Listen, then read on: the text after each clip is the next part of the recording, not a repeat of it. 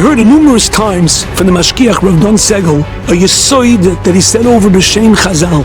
And that is, a person thinks when he's faced with an Nisayon that yes, perhaps there's an einish if I do something wrong, but Lamaisa, right now in this world, I gained some pleasure, which I enjoy.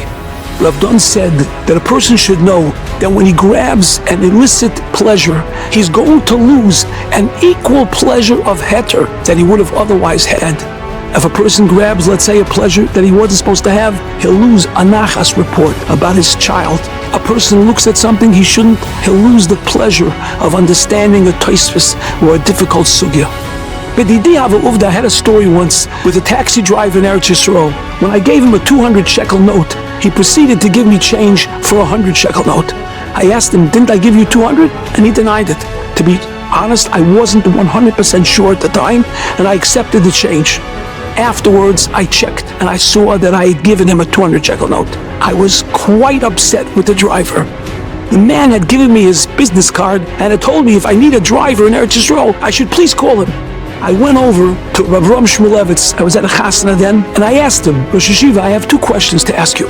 Is it mutter for me to hire the fellow tomorrow and take back the money that he took from me tonight, pay him 100 shekel less? And secondly, even if it's mutter, is it the right thing to do? And I remember Rav Ram Shmulevitz said to me with great excitement, Ich weiß nicht oi me meg, aber me must, which translates as, I'm not sure if it's allowed, but you have to do it. In other words, he said, you have to teach the driver a lesson not to take advantage of a Haredi Yid.